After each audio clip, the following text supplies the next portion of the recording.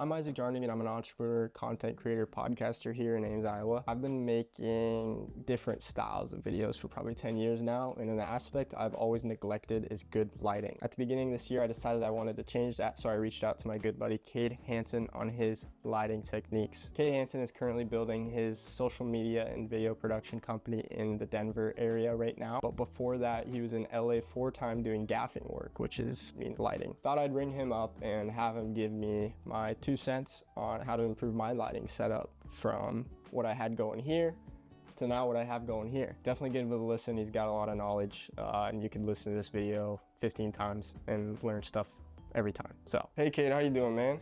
I'm doing awesome, enjoying the warm weather. How about you? Yeah, good. It just warmed up here as well and been soaking it in. Actually, it was thunderstorms all yesterday, but anyways, I know you pretty well, but would love to hear more about your lighting background and how you learned to make lighting look good, because it's an art. Yeah, so I work with a lot of corporate clients and do a lot of video and both marketing work, but my background really is in lighting. I spent about a year working out in LA, learning how big sets get lit, how to actually work with larger lighting equipment, how to build out these bigger builds for commercials. And over the past few years, I've invested a ton of money into my own lighting gear so that when I show up on set, I can get that clean corporate look. But I also love making that cinematic look, and especially in smaller, tighter spaces, there is absolutely an art to making things look cinematic with only a few lights and in a really tight space. Yeah, I probably have less than $1,000 invested in lighting because I do mostly social stuff, but I'm guessing you probably have multiple thousands worth of lighting in your possession. Yeah, pretty much everything that Aperture has put out, I own. Really? I mean, every major flagship. So in my kit, I have the 120D, 300D, 600D, F22C, F22X, T4C, T2C, B7Cs, MCs, and then all of their light domes, their lanterns, their spotlight. Yeah, I mean, like I don't have every single model and don't have a ton of bi-colored lights, but I more or less have bought every flagship model that they have out there. Yeah. And use all of it pretty much on every shoot. I don't have anything in my lighting repertoire that I don't pull out on big sets. Now, for the sake of time, like sometimes I don't use everything, but if I have 2 people on set, I'll pretty much use every single light, even for basic setups. They say like really good lighting doesn't look like you have done any lighting, and so a lot of my shots don't necessarily look lit, especially in the corporate space, but boy are we pumping a lot of light into the room to make it that nice, natural, bright look. Or on commercial sets, we get into much more cinematic looks. Right. Requires a lot of lighting. From what I've noticed, like really well lighting things, I don't notice what's going on until someone breaks it down, and then I notice exactly why they're a professional and I'm an idiot. So that's just kind of what I noticed. So yeah, you have a ton of lights, but I want to know, just, you got this basic well lit setup going, which is kind of something I'd want to go for myself. What do you got going to just make this setup happen on your end? Yeah, so right now I'm using my Sony FX6 on a 50mm lens at 1.4. Especially the smaller the space, to make it cinematic, you're going to want that f-stop as low, or depending if you look at it as a fraction, as high as possible. So like stopping all the way to 1.4 so we get things out of focus in the background and directs attention. And a tighter lens is going to allow us to be more cinematic because we're concentrating the field of view. We have more depth to the image. And then it's a lot easier to light because you have less total space that's being shown, versus if I was on 24 right now, I'd have to be lighting so much more of this room. Yeah. And so kind of what goes into this setup here, my main key light is the Amaran F22C, just off camera here, at 2900 Kelvin, 3%, with the diffusion fabric, and then more importantly, the egg crate coming across my face. And I think that egg crate and being able to direct the light is the easiest way to be cinematic in a small space. Is you need to control light with the grid to create depth in the image. Beyond that, and right behind the camera, is a massive sliding glass door out to a balcony. I have the shades shut almost all the way with blackout curtains. Otherwise, this entire room would be bright. So it's kind of like the second step in making things cinematic, is cut out all of the light and go dark. Is going to be easier to build back from scratch versus trying to make a evenly lit room look great. Then on the walls behind me, I have a bunch of cheap Christmas lights that my parents didn't want anymore, and I just use thumbtacks to put them up on the wall. You could probably get those for like $10 at a store. They look great when they're out of focus. And then the other thing behind me on that back wall is from a spotlight mount using the Aperture 120D at 46% with a different gobo in there. Gobos are a great thing to add textures to the background. I also have behind me the F22C kind of as a hair light, but rim light. I mean, there's a lot of different technical terms, but you can see it's scraping a lot more of my face than just directly behind me. And then the one light that I realize I still have to turn on, let me turn that on quick while we're talking, Yeah. is, I was like, I feel like I missed something here. Oh, there you go. Yeah, that was definitely in your setup when you showed it earlier. The other thing that I just turned on is the Amaran T4C just sitting on the floor.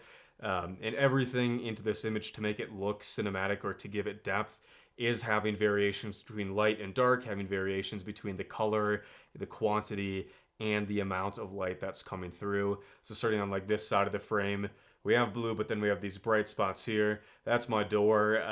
When it's just me at home, I keep that open down the hallway, adds depth. But then we go back to light on my face. We have light, dark, and then we go light again here. And then we have blue, we have the Christmas lights, we have the warmer light, and then we have the pink coming through, and then on the background, then we have a nice bright white light. So there's a lot of things happening in the frame. Cinematic for a home setup studio is really going to look like having a really dense frame.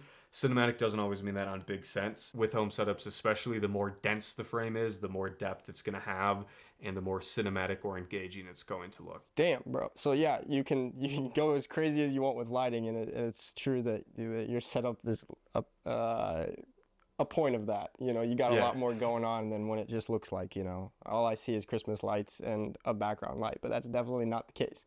It's a lot more thought through than that. And I'll send you stills. With this setup, there's a few different looks I can go for. You can show on screen, I'll send this to you, a more cinematic, less dense frame that looks much more like a movie that I've done for documentary or for interviews when I'm also at the desk. And that one, you'll see I open up the door down the hallway. We have a ton of light down the hallway. And then we have a much darker and simpler look, but it looks just as quote-unquote cinematic. Right. I mean, this one looks like you're having fun with it. You know, it's probably not going to be your go-to documentary setup, but it's a fun setup, you know. And with lighting really is a language. There's not a right or a wrong way to do lighting. We talk about what is the scene. Like, if you're doing a corporate interview, you're not going to want to go with, like, this type of, like, YouTube bright, colorful lights.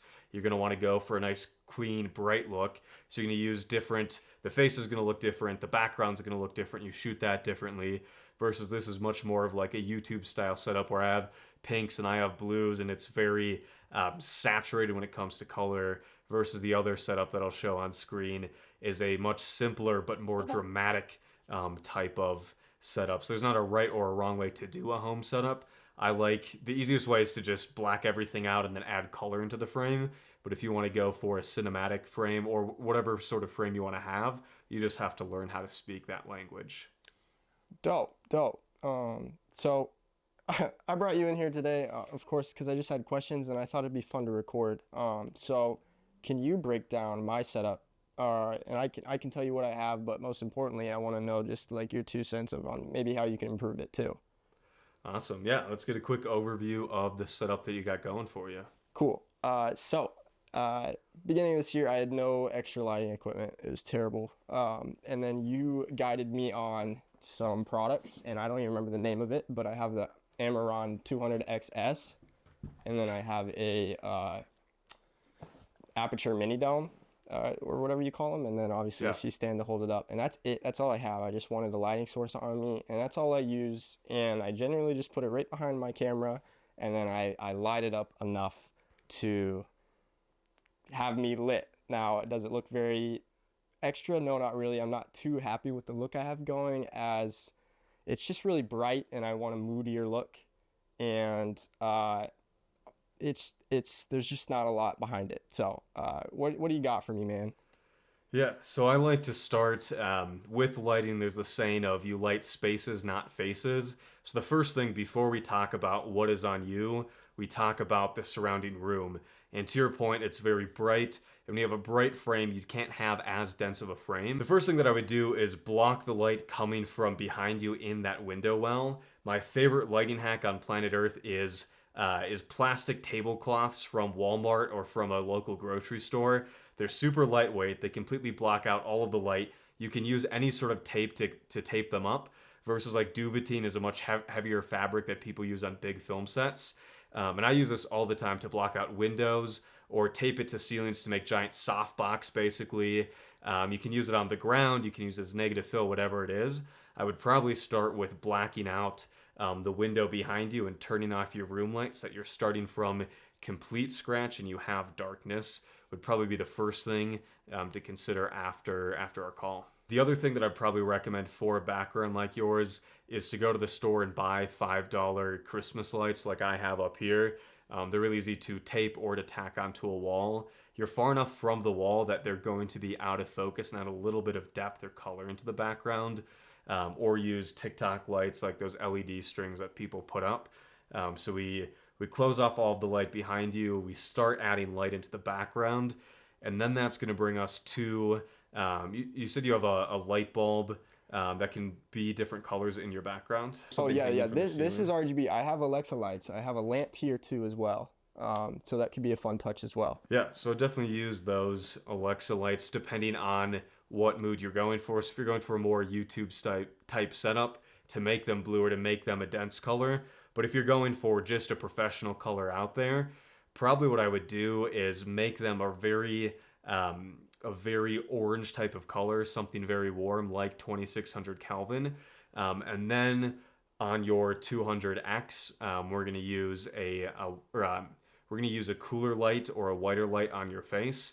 And then from our background, we go from, we see those out of focus blobs. We use that light in the background to have a warm kind of like glow, but it's pretty dark in the background. And then using your 200X at something like 5600 Kelvin directly on you.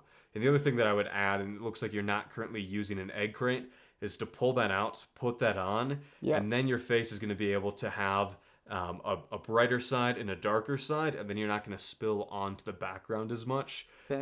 And then from kind of like the right of the frame to the left of the frame, you're going to have like Christmas lights. You're going to have a warmer background. You're going to go to the bright side of your face. You're going to go to the dark side of your face. You're going to go back to that cooler orange glow in the background. And then to more Christmas lights is going to help really pop that frame and make sure that you pop out from that back wall.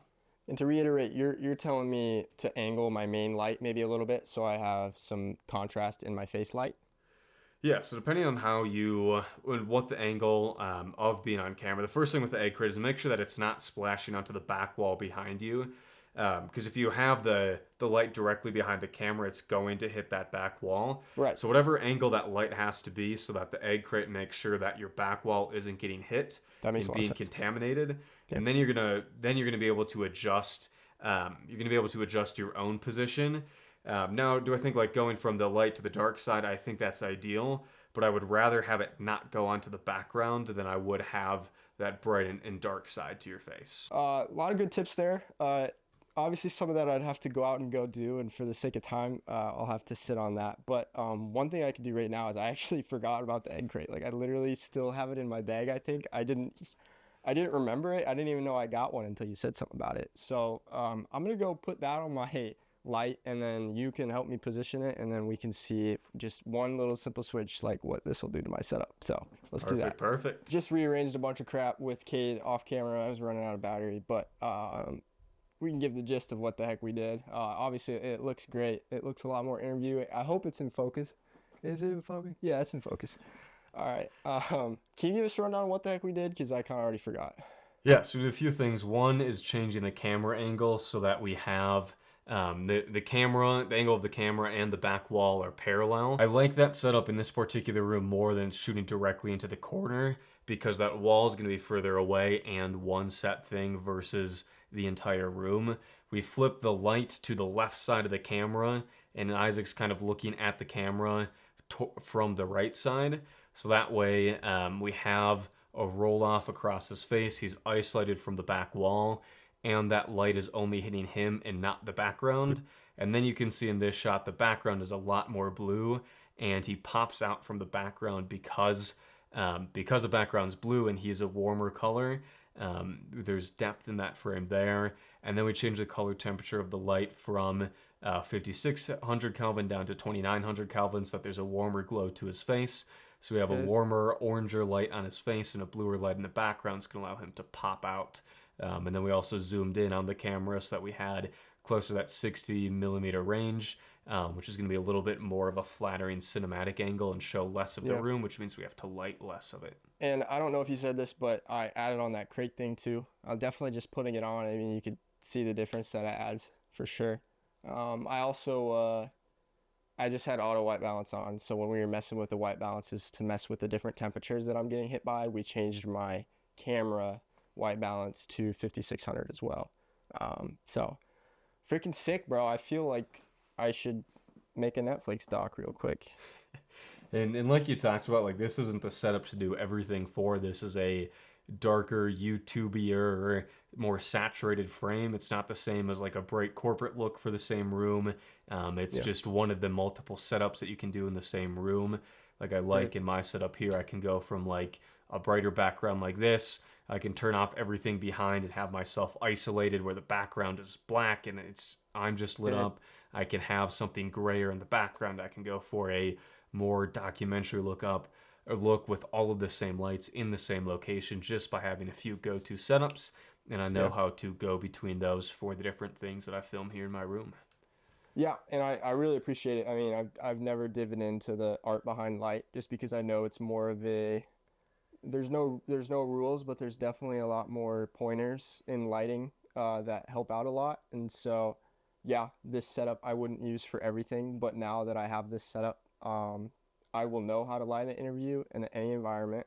And even if I do kind of run around my room some more, I have at least a baseline of where I could start and I can go from there. But the beauty about lighting is that I learned almost everything that I know from YouTube and one course. But I think if people just go to Aperture's YouTube channel or Brady Bassett's YouTube channel, where you get to see how people light, lighting, how do I want to explain this? Like, every lighting setup isn't unique in terms of its components. It's unique in terms of its combination, meaning that if you've seen people light 20 or 30 different interviews in different styles, you're working with your client and you're on set, you're not coming up with new lighting techniques, but you've learned how to recombine the building blocks from how other people have done it for a particular application.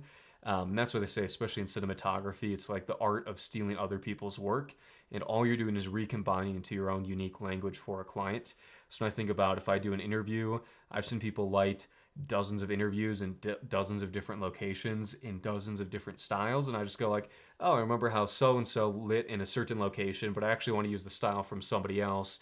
And then we have unique challenges here, so I'm going to pull from this person's practical knowledge.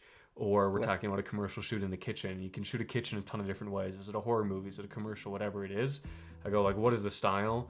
How have I seen other people light the same scene? How can I apply that to the language that I want to do here? And then how can I implement it? And there's like 0 times that I've ever came up with a unique way to actually like position a light. It's just that when you learn the language from watching other people work, you start learning how to recombine and make unique setups from the building blocks that you've seen other people do. And that's all available to watch online on those 2 YouTube channels. Watch them, and then you'll start getting a hang of things. And you go, okay, I think I know what he's going to do in this scene, and that's exactly what's going to happen. And then you show up on set, and you just recombine those YouTube videos in your head for an application, and you're off to the races. Yeah, dude, appreciate all the tips. Appreciate you coming on and taking the time. Yeah, peace and love to you, brother. Yes, sir. Talk soon. Thank you so much for taking the time to watch through.